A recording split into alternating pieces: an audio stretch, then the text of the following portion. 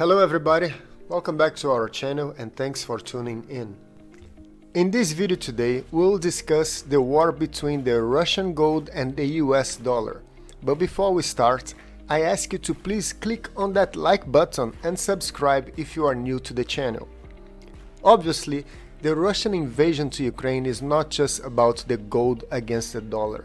However, the real money gold versus the paper money dollar is playing an important role here and also shaping up a possible new economic outcome post-war.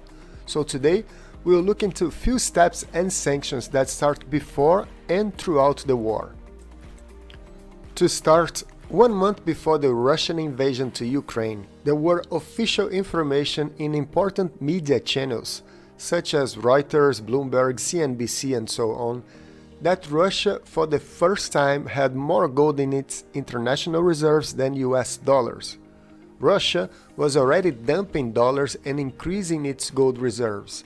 It looks obvious to me that Russia was in preparation to challenge the West in some way. 1 month later, Russia finally decided to invade Ukraine, and consequently the Western nations, mainly the United States, United Kingdom and the European Union, placed a lot of economic sanctions against Russia. The West excluded Russia from the SWIFT banking system and freeze Russian dollar reserves. At this point, Russia could no longer use its dollar reserves to trade internationally. In the basket of sanctions, countries of the West decide to reduce imports of oil and gas coming from Russia. Immediately, the Russian ruble currency devalued with an incredible speed never seen before. Before the sanctions, $1 could be exchanged to 75 Russian rubles, and right after the sanctions, the same dollar would buy 158 rubles, which was a max devaluation of the Russian currency. In response to that, with clear intention to weaken the West countries and hurt the European economy, Russia decided to only sell oil and gas to Europe either in Russian rubles or gold. At this point, Russia is no longer using the US dollar for any international trading. Europe, that is totally dependent on Russian oil and gas, refuses to pay in Russian rubles, and after some pushbacks, Europe starts paying for the Russian oil and gas in euros to Gazprom Bank that converts the euros into Russian rubles.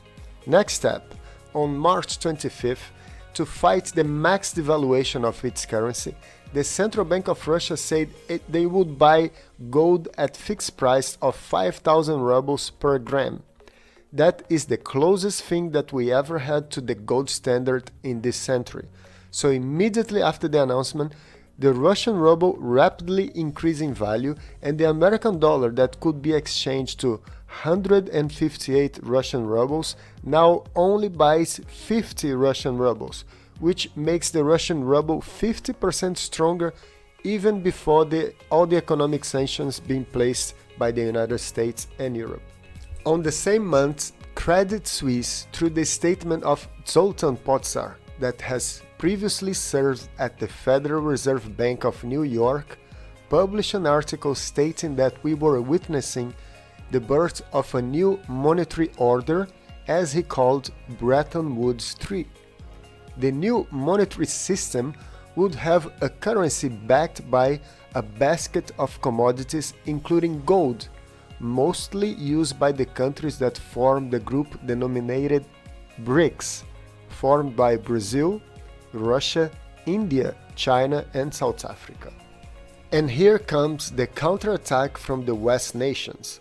On Sunday, 26th of June in Germany, the group of 7 rich democracies formed by Canada, France, Germany, Italy, Japan, United Kingdom and United States announced a ban on imports of Russian gold. At the time, I thought the news would impact positively on the price of gold, making an ounce of gold to be $50 to $100 more expensive.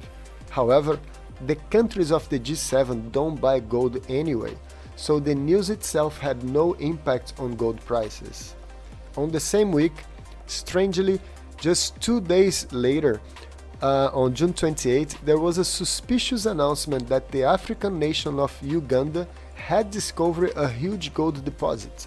In fact, Uganda announced that this new gold deposit had an estimated extractable pure gold amount of 320,000 tons of gold, which is far more than all gold above ground.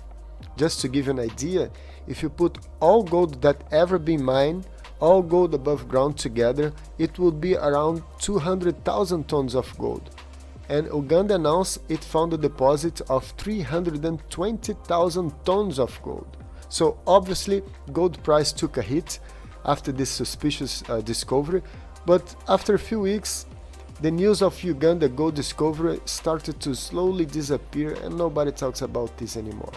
The price of gold since then had recovered some lost ground.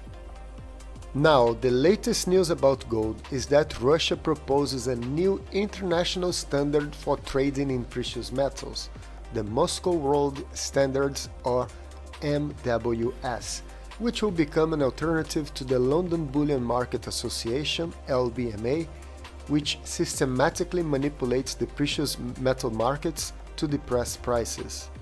Russia is colluding with a number of other countries to exclude the dollar, the euro and the pound from the system of international settlements, starting with precious metals but not necessarily stopping there. Russia has fixed the price of gold in rubles at 5,000 rubles per gram, which works out to be $2,447 per ounce. That is significantly higher than the international current price of LBMA of $1,740 per ounce. Please let me know what you think by writing your comments on the section below. This will complete the video for today. Thanks for watching, protect your wealth, stay safe, take care.